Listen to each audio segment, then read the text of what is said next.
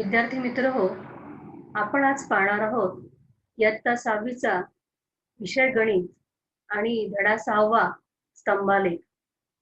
ठीक आहे, तर बघूया आपण स्तंभालेख. बघूया आपण आता ओळख करून घेऊया आलेख कागदाची, जे आपल्याला पुढे उदाहरणाला सोडवायचे आहेत. हा आता दिसतो आहे आलेख पेपर. बघा, आता आपण याची माहिती करून घेऊया. यामध्ये जे मोठे मोठे आपल्याला युनिट दिलेले आहे है ना, युनिट म्हणजे काय आहे बघा.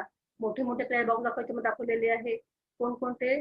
मोठ्या गडात अगदी हिरव्या रंगाने, त्याला म्हणतो आपण मोठे एकक. बरोबर. पुढे बघूया आता आपण त्यामध्ये बघा, या मोठ्या एककामध्ये आपल्याला फिकट रंगाने दाखवलेले आहे लहान एकक है ना. म्हणजेच काय, त्या मोठ्या एककाचे समान भाग करून मिळालेले आपल्याला लहान एकक हे आपल्याला फिक्या रंगाने दाखवलेले आहेत. पुढे बघा, आता आपल्याला दिसतो आहे स्तंभालेख है ना.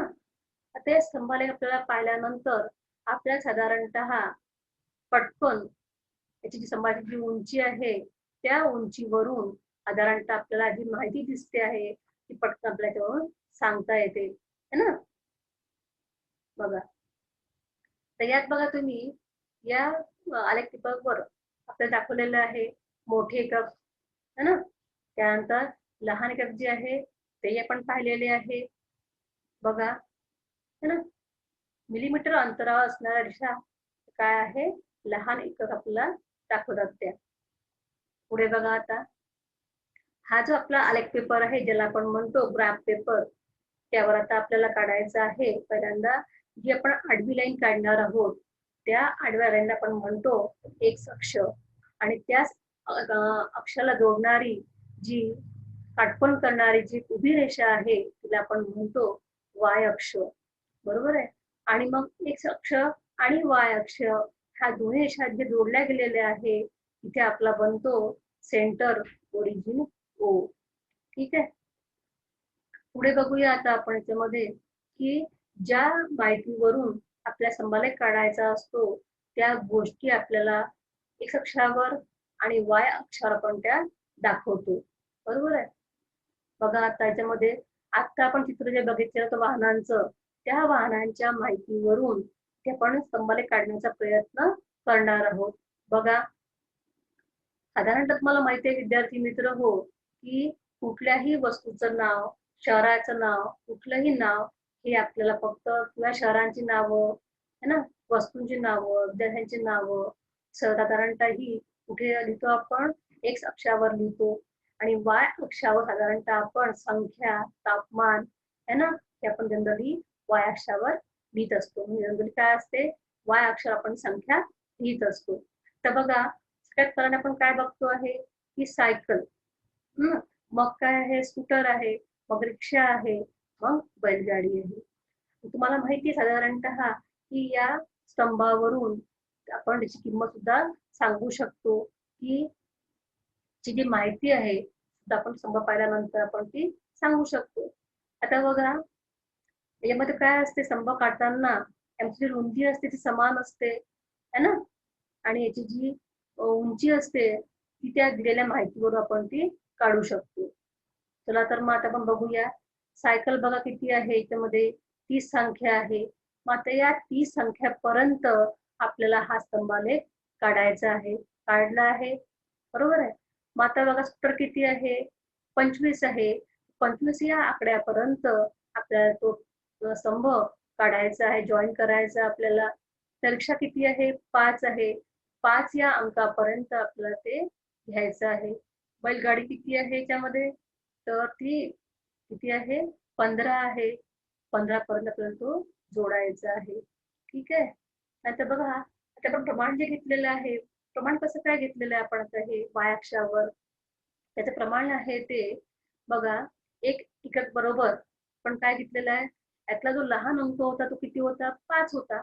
मग 5 या अंकानी सगळ्या त्या अंकाला त्यातवाय भाग, म्हणजेच काय, 5 हा अंक आपण हे एक एकक धरून आपण तो इथे दिलेला आहे. 5 एक 5, 5 गुणे 10, 5 त्रिक 15, 5 चौक 20, 5 5 25, 5 6 30 असं आपण समान अंतरावर ते घेतलेलं आहे. ठीक आहे. पुढे बघूया आता आपण याच्यामध्ये बघा आपल्यात वाहना दिलेली आहे.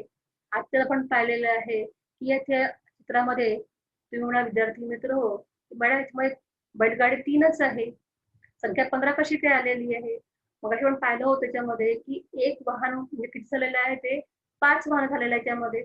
म्हणजे मग इथे आपण काय धरणार आहोत की 5 गुणिला 3 बैलगाड्या 5 त्रिक 15 असं आपलं ते उत्तर आलेलं आहे. आता बघा आपण जो आता हा स्तंभालेख पाहतो आहे या स्तंभालेखामध्ये तुम्हाला मी प्रश्न एक विचारणार आहे. बघा या स्तंभालेखावरून मला सांगायचं आहे की सर्वात जास्ती वाहनं कोणती आहेत आणि ती किती आहेत.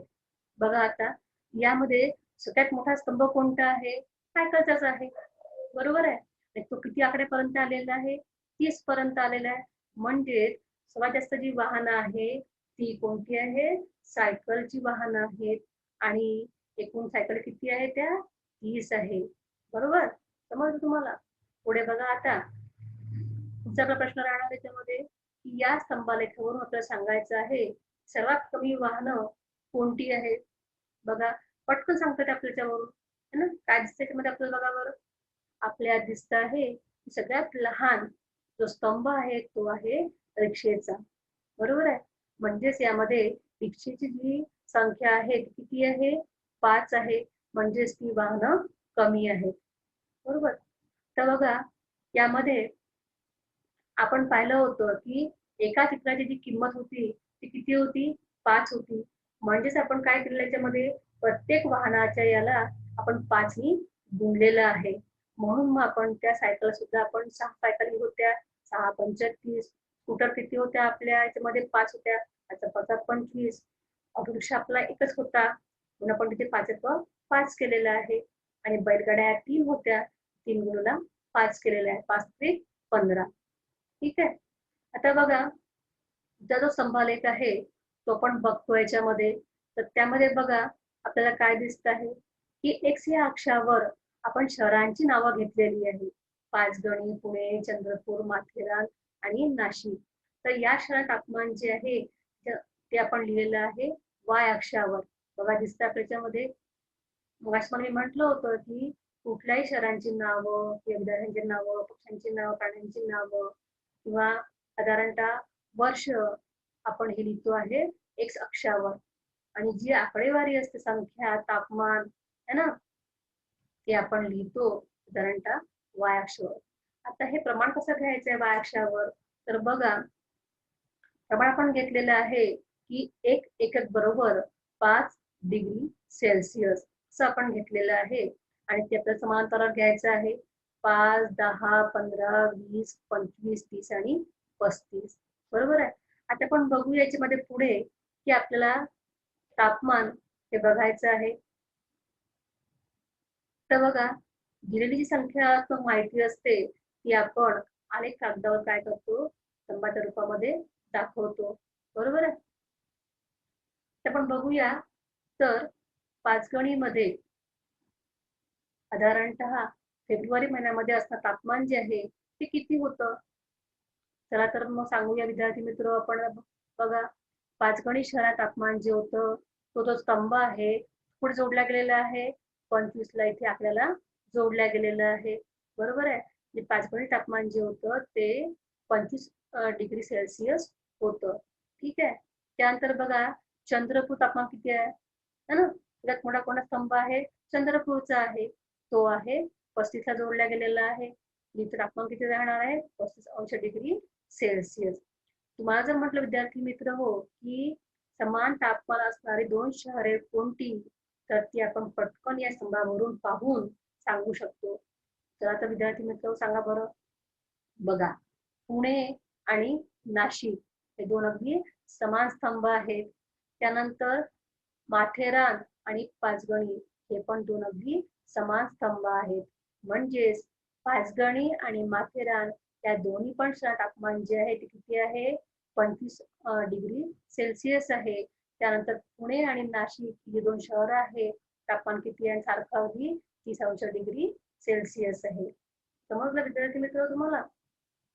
तर बघा म्हणजेच काय तर आपल्याला दिलेली काय माहिती ही आपल्याला आलेख कागदावर पटकन आपल्याला ती पटकन ओळखता येते, आपल्या स्तंभालेखावरून आपल्याला ती समजते पण आपल्याला पटकन ती, आणि त्या दिलेल्या माहितीवरून आपण तो स्तंभालेख सुद्धा पटकन काढू शकतो है ना. म्हणजेच काय, स्तंभालेखावर माहिती फक्त आपल्याला ही समजू शकते, आपण ओळखू पण शकतो आणि त्या दिलेल्या माहितीवरून आपण स्तंभालेख काढू पण शकतो. ठीक आहे. तर विद्यार्थी मित्र हो, आतापर्यंत आपण जे पाहिलेलं आहे स्तंभालेखाची माहिती तुम्हाला पटकन ती कळली असेलच. तुम्हाला काय करायचं तर विद्यार्थी मित्र हो, आपल्याला एक जी वही आहे, कोणती आलेख पेपरची वही, ती आपल्याला आणायची आहे. पुढच्या याच्यामध्ये तुम्हाला उदाहरण संग्रह जे राहणार आहे त्या दिलेल्या माहितीवरून तुम्हाला तो स्तंभालेख काढायची प्रॅक्टिस तुम्हाला करायची आहे. ठीक आहे. धन्यवाद. Thank you. Stay safe, stay home.